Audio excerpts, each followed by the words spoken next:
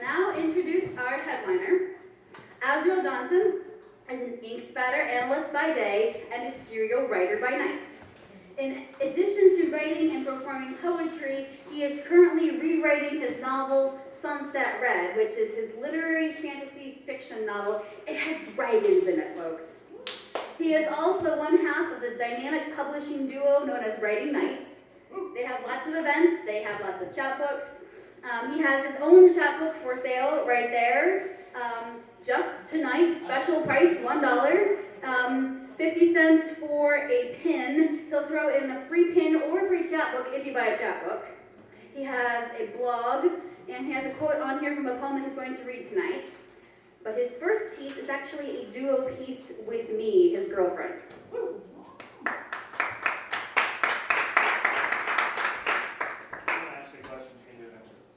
I sure will. He'll answer in Klingon. I'll ask you Klingon. I will not answer it. I want to hear you ask in Klingon. I do too. I will give you nonsense answers.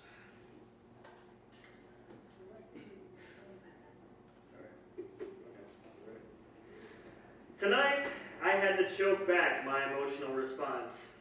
But I didn't do it for you. The woman you called a cunt actually saved your life. Because if you hadn't... Because if she hadn't been there, she would not have spit on me a second time. My brother's hammer with which you threatened me would have been nestled softly between your eyebrows. Instead of losing your footing, I would have taken it from you. And the foot too. And though Dexter Morgan would not have chosen this apartment or building for a kill room, your sloppy belligerence shoved my dark passenger into the driver's seat. It would not have been grocery bags of my possessions going out the door. Rather, 6 evenly weighted, neatly wrapped reasons to go offshore. Butterflies, moths, and fireflies flitting about the hallway. Bits of paper, clothes hurled out the door by a vengeful ex-roommate. Was that a ray of sunshine or the glint of your rage glancing off a flying CD? I stand here, banished to this corridor, hearing every spiteful laceration you give him with poisoned tongue. You tried and failed to elicit a protective posture from me to defend his honor, because I know you are nothing and no one. You don't know how to attack a stranger who is secure in herself, so you hot-wired your hatred and let the verbal spears fly at him. Loser! Freeloader! And a dick that I know is longer than 1.5 inches. He's a grower, not a shower.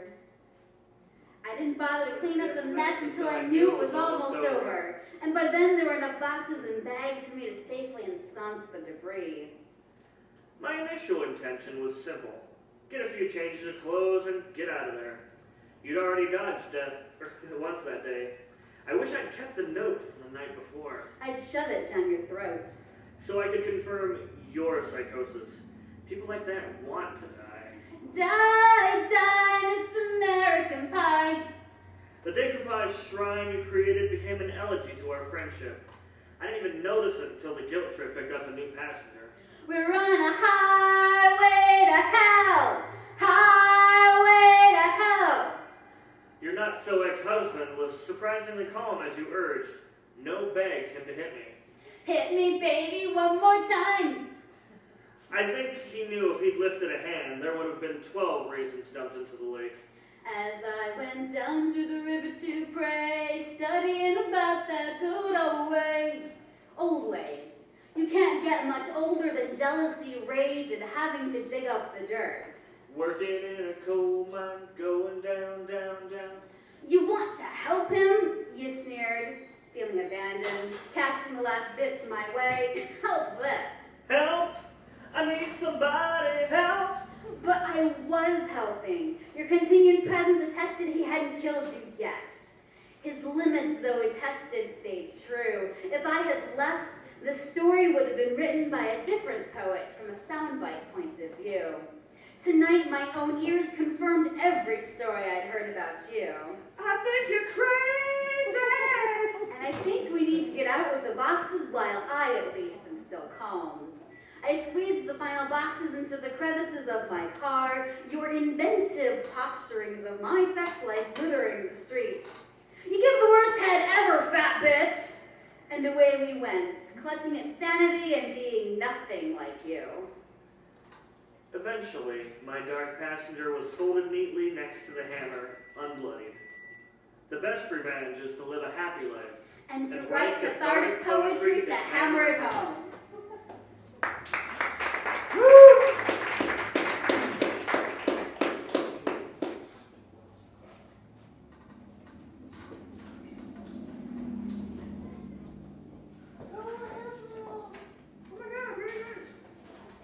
Hi, I'm Azriel, and I'm a poemaholic.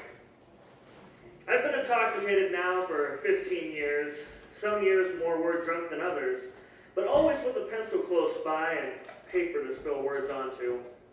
A Senryu is the best way to start a day. This is wake and bake. I drink of life itself, and my hangovers always leave me drained and satisfied. Hair of the dog, just another drink of the words that make me think and feel. My real eyes are blurry without the clarity poetry can bring. Let me slam another slam piece. Let me sing a little sonnet. I want 3-minute time limits. I want 14 lines to freedom. I'll admit, I'm a cheap drunk. Even bad poetry can lead me to ecstatic musings of my own. If it's a night of performing or hosting shows, I can be the life of the party or the chick magnet when I'm on stage. If there are books to be peddled, I can give contact buzz to anyone I meet. All they need is to hear or read the words I write or speak. All I want is to spread the love of poetry to everyone I meet, to everyone I see, to everyone who breathes. I'll gargle a gosle, I'll write sestinas and cantinas. I'll put an envoy on my elegy to ballads about odes. Here's a completely necessary caesura. Passion is contagious. You can spread it when it's real, and this poetry is to reveal what's brewing beneath the surface, providing me with substance, because this is what I base my life on. If I lost the gift of poetry, there'd be nothing left of me. I'd be a hollow husk, a book with pages ripped out and left lying on the ground, blowing in the breeze. Oh, let me please, sir, please, oh, let me rhyme. Let me do it again, just one more time. My name is Azriel, and I'm a poemaholic. I'm not seeking recovery. I'm reveling in my addiction, my obsession, my play, my passion, my poetry.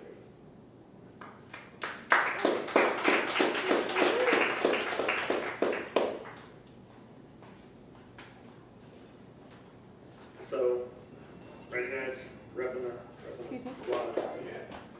We're having a show July 28th at the Breakneck Gallery in Lakewood. It's our anniversary show. It's also the grand tournament. Woo! I'm sure you've heard about it. It's where we have 5 poets competing for a chance to get a full-length book with writing nights, our first ever gig. Yeah. And 3 of us are here. And 3 of you are here, which is crazy. And surprisingly enough, 2 of them missed like the other repping show. So this one is called Profile.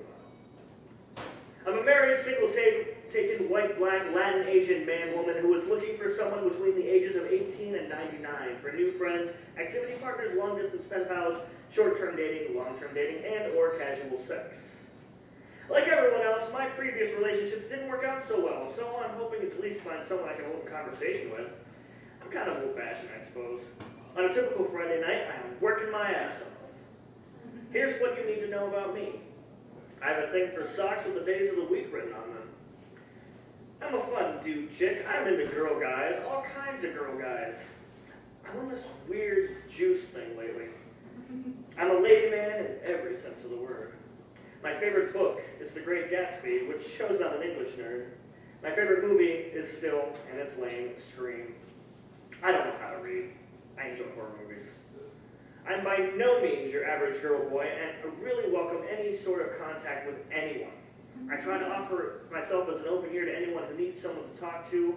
I also know far too many people, and curse a lot. On a typical Friday night, I am out and about, or just home taking it easy. I moved here a little under a year ago, and I'm still settling in and finding what I'm doing with Willoughby and what Willoughby will do with me. I'm pretty normal, though that's what everyone says, I guess. It's always hard to find something interesting to write about myself. On a typical Friday night, I'm stuck at home with no car, sad face. I'm 6'2", stocky, built, dark, white, brown, yellow, handsome man, woman. I'm funny, so you have a good sense of humor. I'm laid back. I'm boss in my own element. You should message me if you want to get to know me.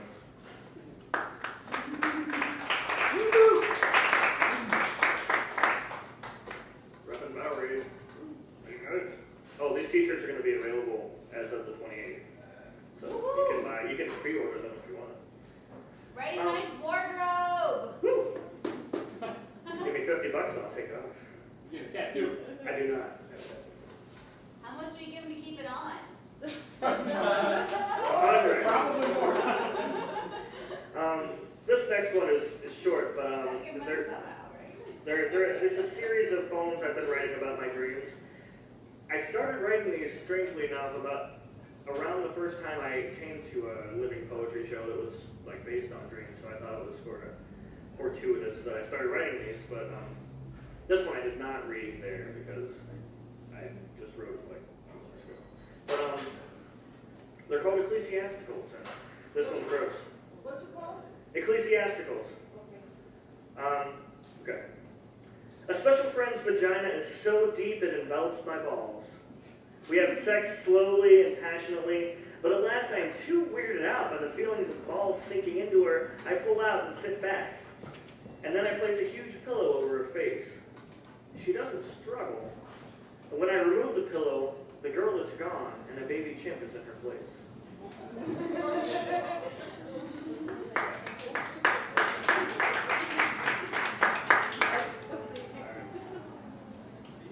So this one I wrote recently, but it's about a situation that occurred a few years ago. So. Once you've gotten over the embarrassment of shitting outside, there is little else that bothers you. And the coldness of a Michigan winter is nothing to scoff at, especially when you have to shit and you don't have a toilet. Sometimes it's necessary to squat over a trash can and let fly into a plastic bag. Sometimes it's necessary to squat outside of an abandoned house. Toilet paper is always a necessity. The storage unit is your roof, your temple, your ninja den. It's where you sleep when you have nowhere else. It's your pride that keeps you here 10 months.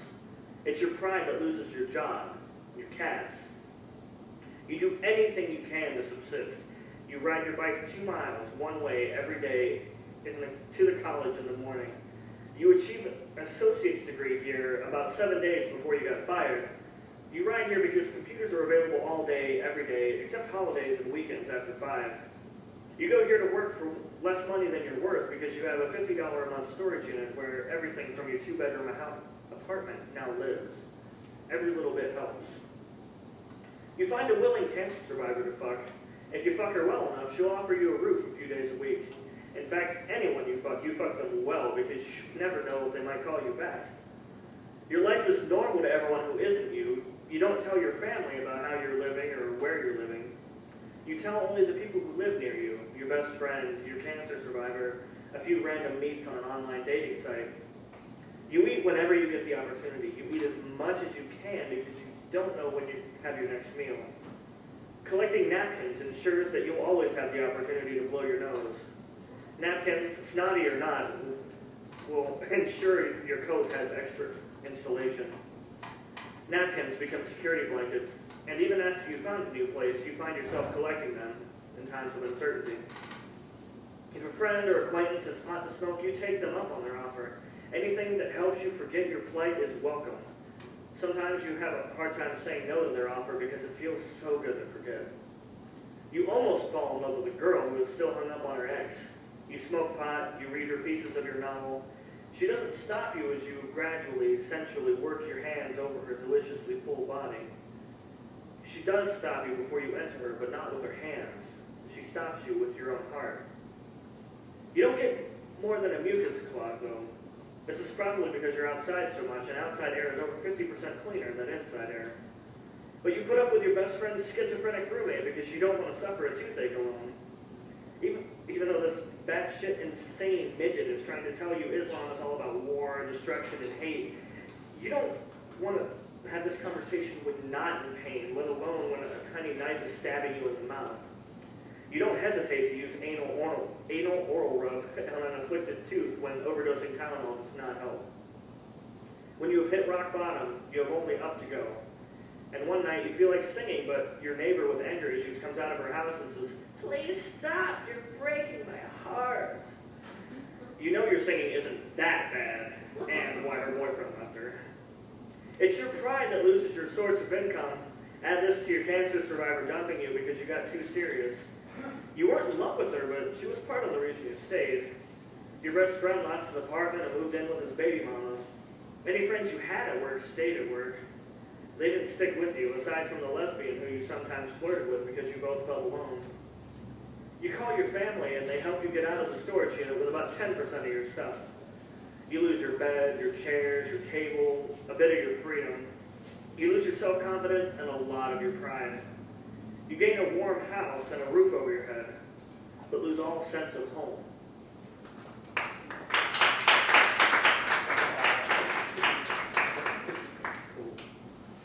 Do you care if I go over? No, because I got a lot. I wasn't even timing this already. No problem. I mean, if you got shit to do. All right. This is another ecclesiastical. This one's grosser than the other one.